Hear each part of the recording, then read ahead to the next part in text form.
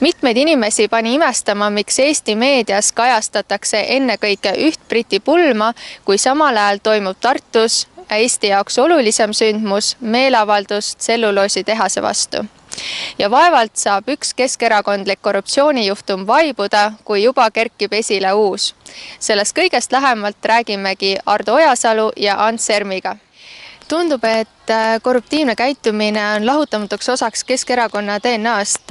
Politsei pidas hiljuti kinni Sõle spordikeskuse juhi korruptsioonikahtlustusega altkäemaksu võtmises. Et Ardo Ojasalu, teie kui korruradari juht, kuidas seda kommenteerite? Jah, see kindlasti ei ole üksikjuhtum, et me oleme seda näinud ju Tallinna valitsemises väga pikka aega, on olnud erinevates kohtades, erinevate asutustega, olgu see siis Tallinna transpordikoondis või olgu see siis Sõle spordikeskus, ka Tondiraba jäähall, et neid juhtumeid on olnud korduvalt ja seetõttu on ka tegelikult näha seda, et Keskerakond kasutab Tallinna linnasüsteemi selgelt oma huvides ära. Selle kaudu survestatakse inimesi astuma Keskerakonda, on mitmed inimesed öelnud, et nad ei saa kas kultuuriasutustes ringiaegu või ei saa spordiklubidena treeninguaegu muidu, kui nõutakse nende käest vastuteeneid. Ehk siis see on olnud pikka aega selline süsteem ja see on hea, et Raimo Nõu tegi selle otsuse, et ta tuli sellega välja ja avalikustas ja ametlikult läbi politsei. Ma arvan, et see on samamoodi tervendav samm, nagu oli omal ajal Silver Meikari avalikuks tuleks seoses kilekoti rahadega, nii et ma arvan, et ka siin toimuvad ehk positiivsed muutused. Ilmselt ei saa öelda, et korruptsioon on ainult Keskerakonnaga seonduv nähtus. Kindlasti esineb see palju peenemal kujul, mida tänaste vahenditega ei ole võimalik tabada. Mida tuleks eelisjärjekorras muuta, et avalike hüvede varalt varastamine lõppeks? Jah, siin on üsna mitu erinevat teemat, et esiteks, kui vaadata näiteks seda, mis on seotud otseselt poliitilise tegevusega, siis ERJK on juba teinud ettepanekud nii Riigikogule kui Justiitsministeeriumile, et ERJK-l peaks olema võimalus saada informatsiooni ka kolmandate isikute käest. Et me täna näeme seda, et kui me küsime ainult erakondade käest, siis me saame seda, mida nemad oma raamatupidamisest näitavad, aga kõik see, mis kõrvalt läheb ja mis on see veenev korruptsioon, selle osas kahjuks ei ole pilti. Ka on täna kohalikes omavalitsustes ikkagi väga selline vaba süsteem selles osas, kuidas moodi teostatakse munitsipaalettevõtete ja asutuste üle järelevalvet. Siin on tegelikult olukord selline, kus needsamad inimesed, kes on volikogus, tihti on nendes asutustes ka palgalised, olles samas volikogu liikmed, kontrollivad nad linnavalitsus kontrollib neid asutused siis omakorda neid inimesi, ehk siis toimub selline ringkäendus, kus ei ole võimaliki saavutada sellist olukorda, et oleks tõsine huvi tegeleda korruptsiooniga. Ja kindlasti on ka mõtteviisis väga palju kinni, et me oleme näinud, et täna vaadatakse poliitikute poolt ikkagi võimu kui atribuuti kuidagi isikliku kasu või oma sellise erakonna kasu põlistamiseks ja seetõttu ei toimugi neid muudatusi. Siin on vaja, et need samad sammud, mida tegi kunagi Silver Meikar, mida tegi nüüd Raimo Nõu, et need sammud hakkavad ka edaspidi korduma, et inimesed, kes tõmmatakse nendesse olukordadesse, tulevad ja räägivad ja korruptsiooniradar ongi selleks, et me oleme valmis kõik need inimeste seisukohad ära kuulama, nende probleemid ära kuulama, kus nad näevad, et on surve korruptiivsete tehingute kaudu tekitada siis võimulolijatele erilisi soodustusi. Ja mõned teemad meil juba täna on ja nendega me tegeleme. Aitäh! Sünnitusmajad sulgeda! Rohkem mandlaid! Rohkem surnuaedu! Haiglad sulgeda! Elagu tselluliidivabrik! Hurraa! Elagu tselluliidivabrik! Hurraa! Ärge põlake progressi! Kallid tartlased, te olete praegu tunnistajaks ajaloolisele hetkele, kui tuleb meie õuele rikkus, tuleb õnn, tuleb rohkem seadusi ja vanglaid. Elagu tselluliidivabrik! Hurraa! Eelmisel nädala lõpul toimus Tartus võimas protestiavaldus Emajõe ja Eesti kaitseks. Küll aga paraku tundub, et Eesti loodusest hoolivate inimeste hääl kõlab nagu hüüdjate hääl kännustikus. Ei, ta ei ole nüüd hüüdjääl kõrbes. Tähendab, see üritus oli võimas, tänud selle ürituse organiseerijatele, niisugust massi inimesi kokku saada on raske ja aga see näitab ka seda, kuivõrd tõsine see probleem on.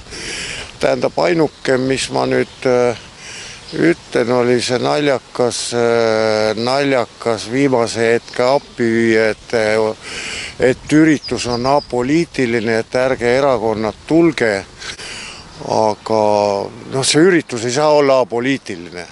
See, mis Est-Fori ümber toimub, see Est-For algusest peale on tegelikult ju, me näeme, poliitiline projekt, eks. Niimoodi, et siin ongi küsimus selles, et kuidas saada seda ühtsust, kuidas saada kõik tegelikult toetajad selle ürituse taha, niimoodi, et nad unustaksid ära oma vahelise rivaalitsemise ja kaigaste kodaratesse loopimise, nagu seal pärast välja tuli. Ja seda me arutasime eile Tartus ka tegelikult, emeriitprofessor Raik Mikelsaar kutsus seal väikse akadeemilise seltskonna kokku. Seal oli kohal muuseas näiteks bioloog, ajakirjanik, poliitik Peeter Ernits. Seal oli kohal ülikooli füüsik Alar Kerst, juhtivteadur, järveuurija Peeter Nõgesmaa ülikoolist ja mitmed tuntud roheline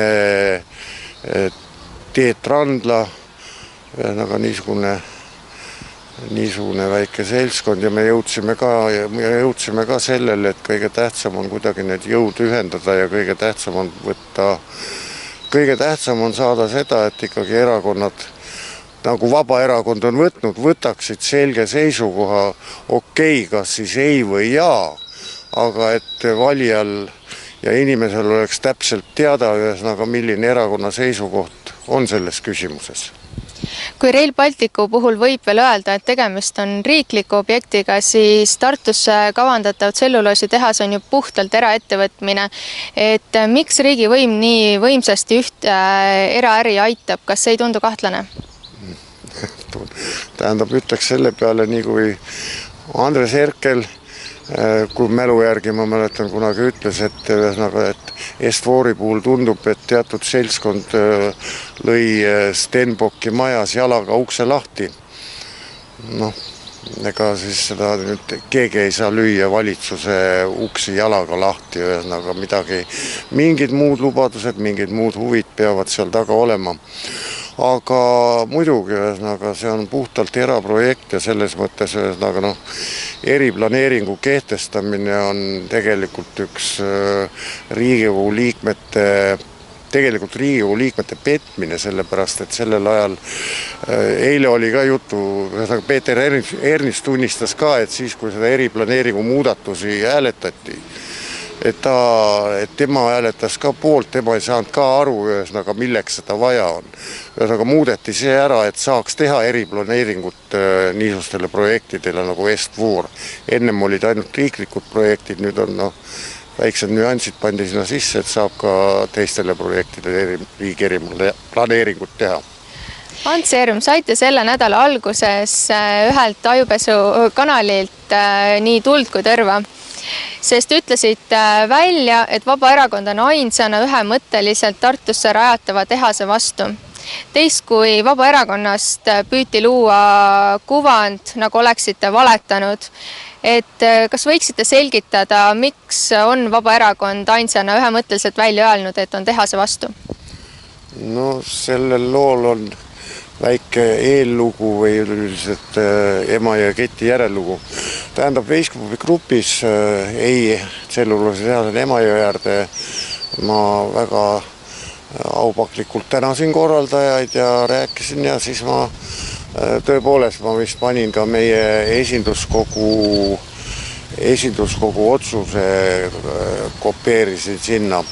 Aga mis süüdistamisse puutub, siis jah, see oli uutes uudistes oli öeldud, et vale on see, et Vabaerakond ainukesena siis ja seda ma ütlesin, on võtnud vastu seisukoha, kindla seisukoha tselluloositehase osas.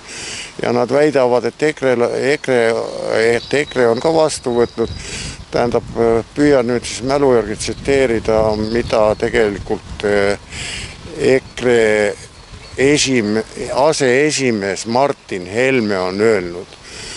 Umbes sedasi, et see asukoht ei ole kõige parem, seda tuleb uurida ja me ootame uuringut ja siis me kujundame seisukoha, umbes niimoodi. Tähendab, igal juhul ei ole neil mingit erakonna seisukohta, on võib-olla siis erakonna aseesimehe, võib-olla veel mõne erakonna liikme seisukoht. Aga sellist seisukohta nagu Vabaerakonnal on, kes on kindlalt oma esinduskogul, millest ülema on ainult veel üldkogu, on võtnud kindla erakonna seisukoha, et me oleme selle tehase rajamise vastu Emajõele ilma mingite reservatsioonideta. Sellist seisukohta ei ole ühelgi erakonnal. Ja praegu ongi kõige naljakam, mis ongi praegu kogu selle asja juures, et eile oli ka sellest juttu. Näiteks Peeter Ernits kurtis ise Tartu piirkonna esimees Keskerakonnas, eks. Kurtis, ma küsisin, et miks ta siis, kas sa siis Tallinnas ei suuda läbi suruda, et teie peaminister on pangu. Ei, ma ei saa, ta ei kuula meid üldse Tartu piirkonda. Tähendab, sama nali paistab, eks Reformis välja. Urmas Klaas on nagu Tartus nagu kindlalt vastu, aga Reformi seisukoht on, nii kui palju ma kuulnud olen, et ikkagi seda tehast ikkagi on vaja.